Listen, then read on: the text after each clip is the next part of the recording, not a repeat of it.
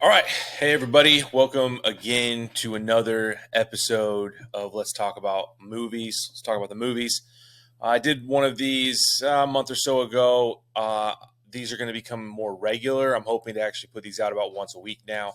I'm a little bit more set up for it than when I did it last. The last time I did the podcast, it was about Killers of the Flower Moon, and it was a great episode. Make sure to click on that and check that out. Also, just want to encourage you here on YouTube to click the subscribe button, the like button. Make sure that you're click the little bell button to make sure you're notified every time we put one of these out. Again, I'm hoping to put one of these out about once a week. So now to it. We're here to talk about movies. It's my favorite thing to talk about, or at least one of my favorite things outside of maybe talking about, my family, But no, I love talking about movies. This is not a critique show. I think I talked about this before, but this is not a show that I want to. I'm not a movie critic. I myself am a filmmaker. I'm a production professional. I'm in this industry to make production, make film, make projects, commercials, things of that sort. And so I'm not here to be a critic, but I am here to observe and learn. And so maybe at times, mostly it's going to be about a lot of the good things, the things that inspire me. Sometimes it might be about the bad things. And I do those in quotes for those who might be listening, air quotes, the bad things. And a big reason why I don't when I talk about I do quotes for the bad things. The reason that I feel that way is because a lot of that is perspective. A better way of saying it is why it's either working or not working. One of the things that I've got to experience in my professional career over the last few years is I got to be a part of development for a company, and we were reading a lot of scripts, and a lot of the scripts that were coming through that were being presented to us, a lot of them weren't very good. And one of the things that I learned very quickly was actually if I would read the not very good scripts, most of the time, going through film school or film programs or different things of that sort, they will tell you you should go out read the Oscar winners, right? Every time the Oscars are nominated, best screenplay, you should read those because that's what you want to be like.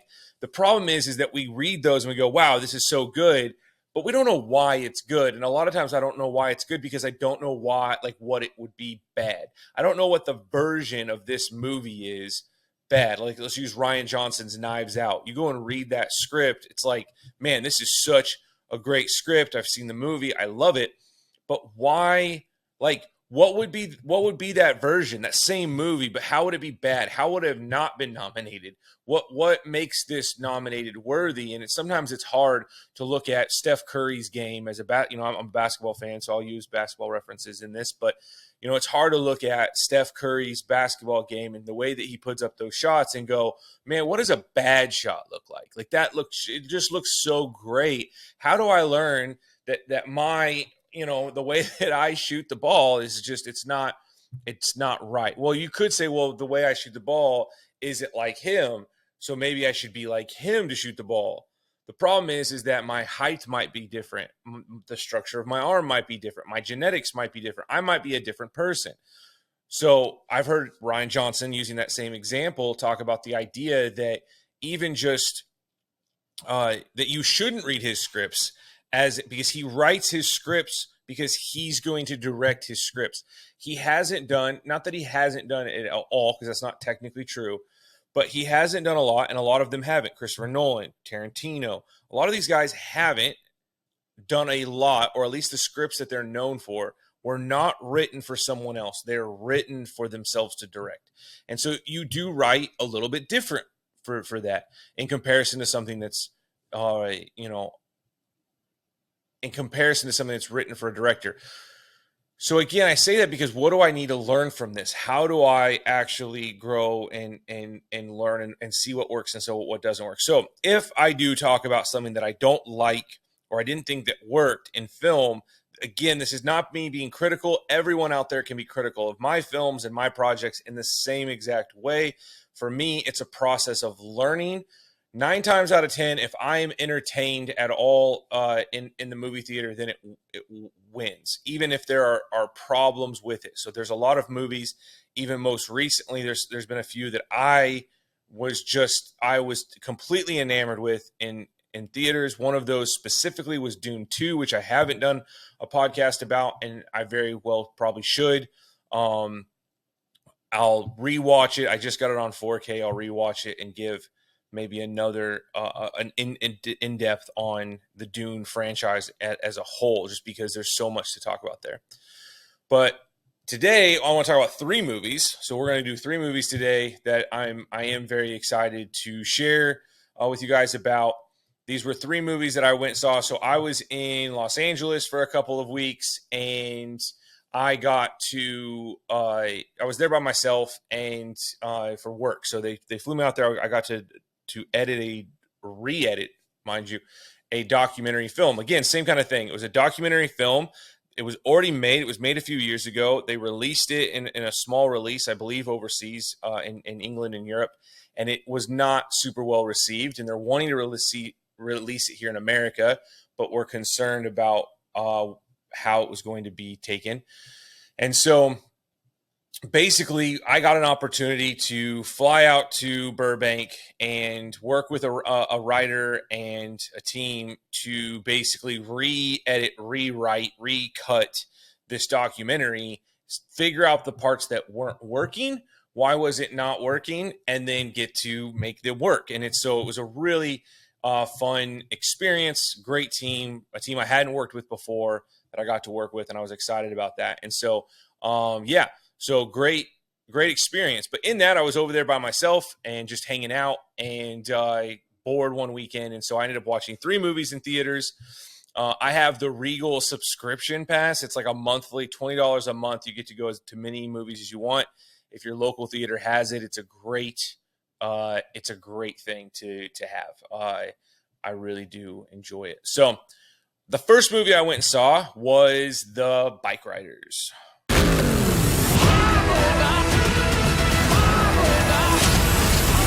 So The Bikeriders, I'm just going to read the synopsis. If you do not know what this is, the amount of people this was a movie, I actually saw the trailer of this movie last year. I believe it was supposed to be released through somebody else, another distribution company last fall. It ended up not being released. It ended up getting pushed because of the strikes. Focus Features picked it up and they released it. I believe that's kind of how it went. Don't entirely quote me on that. So it just was released about a month or so ago. June 21st was its release date.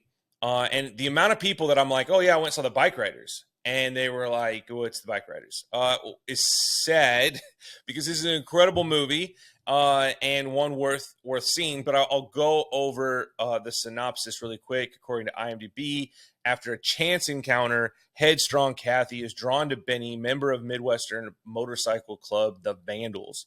As the club transforms into a dangerous underworld of violence, Benny must choose between Kathy and his loyalty to the club. This is directed by Jeff Nichols, which I'll go into who he is in a little bit because surprisingly, I didn't know he made this, and I am a fan of some of his movies in the past. It stars Jodie Comer, if that's how you say it. I hope that's how you say it. I'm sorry if it's not. She's actually the lead. And then Austin Butler, Tom Hardy, Michael Shannon is in this. Great cast. Michael Shannon is actually in a couple of Jeff Nichols' other movies, which are excellent. So, The Bikeriders. It's a motorcycle club movie. It's set in like the late 60s, early 70s, and I probably have a lot to talk about with this movie. One, it's just an art piece. I think that the visuals, the cinematography, Austin Butler is the modern James Dean. It's just he's leaning over on a motorcycle like you want to be him. Like it's just like he's the ultimate badass, and it's really incredible.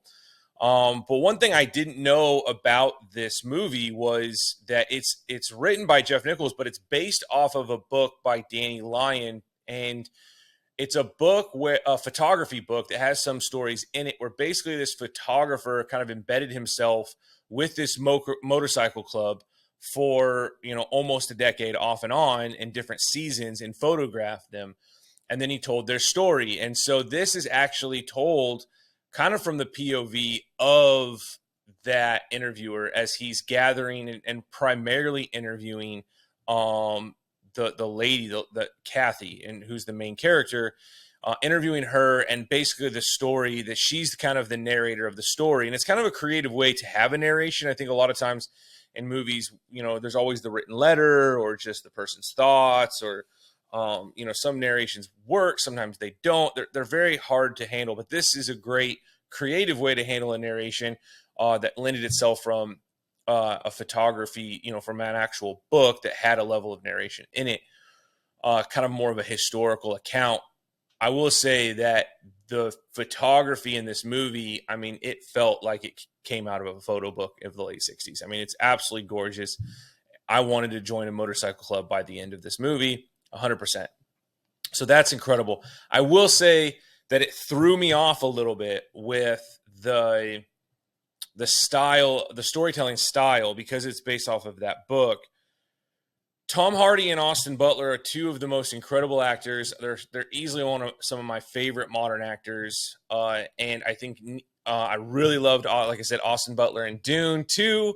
So again, I probably should have a whole talk about Dune 2 and my thoughts on that. But I will say that Dune, Austin and Tom Hardy both have the ability to give off an incredible performance without saying a lot of words. And they do have dialogue in this. Someone asked me when I mentioned this comment, oh, they don't even have any dialogue? I was like, no. They have dialogue, but they don't need dialogue as actors. They're so good at sharing what's inside their head and getting it out and feeling it. And I'm wanting to, you tell her, I'm wanting to holler at the screen just by their performances. That being said, the style of the storytelling for me, as creative as it was, as much as I really enjoyed it, by the time you get to the end, it's a lot more emotional at the end than I thought it was going to be. And I think I should have been closer to tears than I was. And a lot of that came from that storytelling style, which I do find kind of interesting. Again, like I was saying earlier, what can we learn from things that work or don't work? I think this works creatively. I think it drew me into a story. It was a very creative approach to a biopic type thing. It's the starting of the club to kind of the where the club kind of ends in its demise. And I think that to me was so fascinating. And for me, having read and done a lot of coverage and read a lot of biopics and been around some of those, I think one of the hiccups that a lot of people, a lot of writers have with biopics is that they just give all the beats of the story chronologically from left to right. That being said, and one of those, when it comes out in a couple of months, I'll be able to talk about one that has massive problems. I got to see a screening of it recently, and so stay tuned for that. But I signed an NDA saying that you can't talk about it until it's released. So I'll talk about it in about a month. That, again, not to bash on it, but to talk about a place where this doesn't work, right? And this way, I think it did work because they decided to approach it so we're not just hitting the beats of this movie, but that he's trying to bring us in, compel us in a very creative fashion. And that's something that I really did appreciate. I appreciated that about the movie. That being said, the performance, I wanted to just live with the performances longer. And I think that was more of a personal thing. It's not even really a critique, obviously I'm trying to avoid critiques, but it's not even a critique of the movie. It's really just the fact that, like, I just wanted to be with those characters for a lot longer. But that's Jeff Nichols. So I didn't know that he directed this. I saw the trailer, loved it, wasn't really paying attention to the names at the end of the trailer. I was just like, I saw the opening images from this trailer, and I was like, yes, I am going to go and watch this movie. I did not realize that he was the one who directed it. And he directed two movies that I absolutely love, Mud and Take Shelter. And, what's really funny is Mud came out in 2012. And so this is pre-streaming. Like, this is really not that Netflix was starting to stream, but like, it's really pre this trend where everything is available. Everyone has access to everything. And so this is still kind of the end, 2010, into 2000, probably 15. It's still kind of the end of the independent theater releases, the small release films, and they're harder to find, And so I think Mud played in Sacramento. So I was in Northern California at the time, so it was probably an hour plus away. One theater in all of Sacramento is playing these kinds of films, and so the art house style, like this is kind of the kind of towards the end of it. Not that we don't have these kind of movies still. I think Bikeriders is one of those. I know last year we had quite a few. I think Focus had a few of them as well, but I think that they don't have the flavor. There was something about hunting down that theater to get to go see it, and if you were lucky to get it on DVD or maybe. So, anyways, 2012 was Gravity. Gravity was the big hot movie of that year, and I remember having conversations with people about Gravity and how it was the best movie, and I did not like Gravity very much. And I would always ask them, "Well, have you seen Mud?" And no one knew what it was. And Mud is in one. It's a great movie, so you should go and watch it. Take Shelter has Michael Shannon as well, and as Bikeriders. But both of those movies are great. But their characters, like they just have these such compelling characters that you just want to live with them. And it's interesting because the environments are not that heightened. Bikeriders is actually, there's some drama and action towards the end, but in reality, it's really kind of a drama. It really is a character piece. There's not a lot of big set pieces. It's set in what would be considered the Northwest, so like Minnesota, Illinois, but rural of those areas. And so again, it's very unique. It's a very unique movie because it's set in those areas. And I think that what makes it so compelling is the characters, and Mud is that way, which I think is the best movie of 2012. It also is the movie that kind of rebranded Matthew McConaughey. He had went from being the rom-com guy to making Mud, which was what actually Christopher Nolan ended up hiring him for Interstellar, was based off of his performance in Mud. And then, like I said, Take Shelter is great because it's kind of a Noah type story. This guy has this foreseen of this, ending doom. Is it real? Is it not real? You don't really know, but he's starting to build these, underground shelters. He looks like a crazy person and he's seeing things, and it's very, very intriguing. But the character and the torment in his past, and I mean, it's so compelling. Midnight Special I enjoy. That came in 2016, but I didn't love it nearly as much. But that's Bikeriders, guys. I do recommend it. If it's still in theaters near you, check it out. If not, you're going to have to catch this on demand because it's very worth the experience. And it's a real great throwback to of like the old Marlon Brando, James Dean types. Tom Hardy is definitely the Marlon Brando, and Austin Butler's your James Dean, and they're awesome. They're great. So that's Bikeriders. The other movie I went and saw, which I'm not going to spend as much time with these two other movies. It's not that I didn't like them. It's just that I don't know how much I can break them down. So A Quiet Place Day 1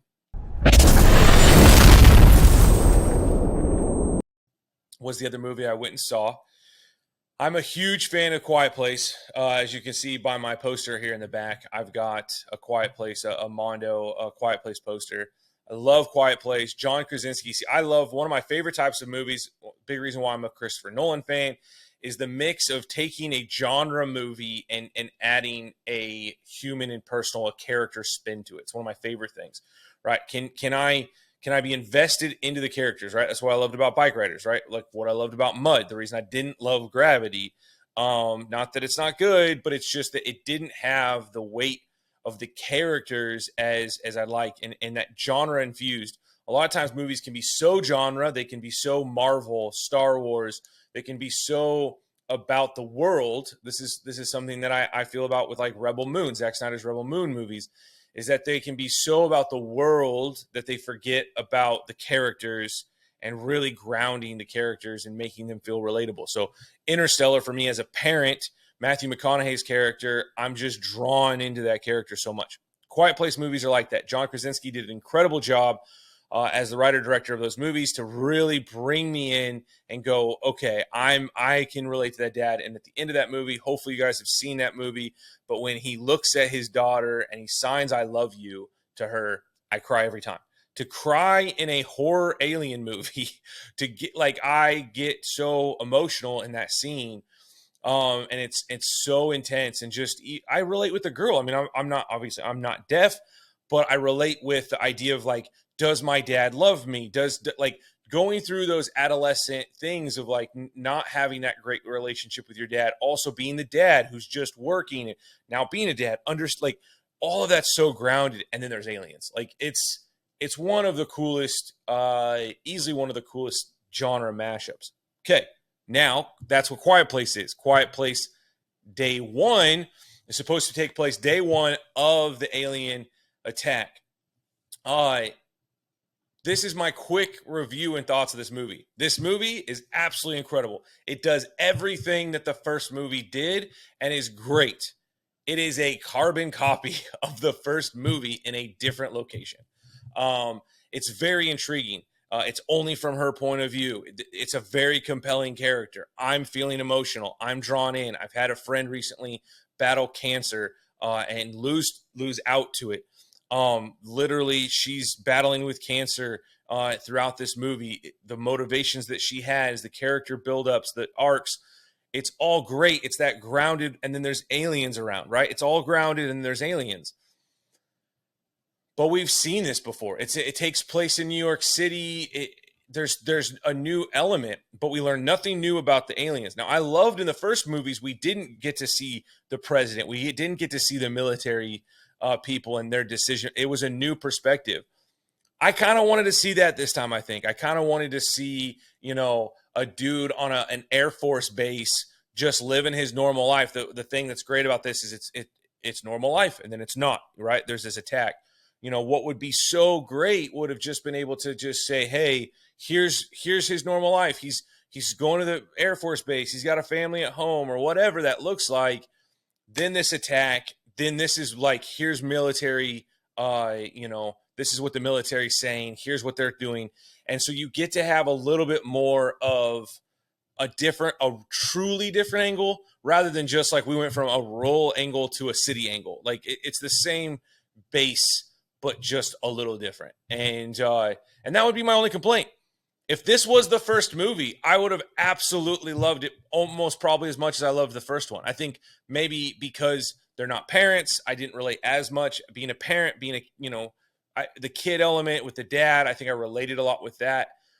So I probably wouldn't have been as connected to this, but I still probably would have loved it as much because it really is a great movie. It felt a bit like a carbon copy of the first one. So that's number 2.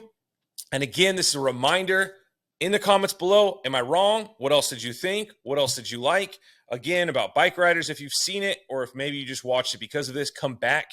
Tell me your thoughts. Quiet Place day 1, same thing. What are your thoughts? Did you like it? Did you not like it?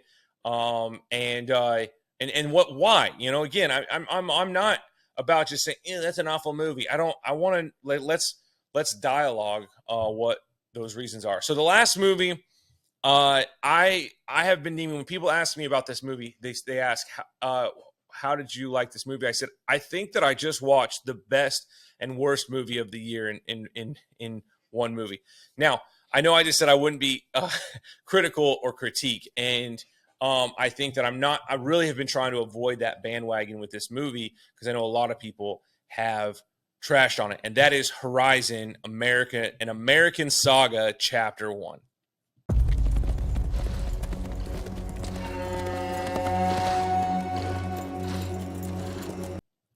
Now, this is Kevin Costner's newly written and directed movie, and I am a huge Western fan, and I am also a huge Kevin Costner fan, and so I had a lot of high hopes for this. I'm a fan of Open Range, which was one of his last Westerns that he directed.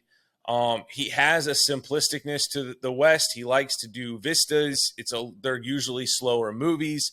I'm a big fan of his Wyatt Earp rendition over the Tombstone one, which I know a lot of people, that's controversial in the Western and country world. But so I went into this really hoping for a lot, and I was let down, and I was given what I thought I was going to get. So it was a weird mix.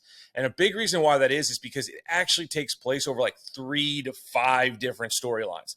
It's very vast, and I think that's one of its downfalls, is that it's more of a television show than a movie. And there's a couple storylines that are absolutely incredible, intriguing.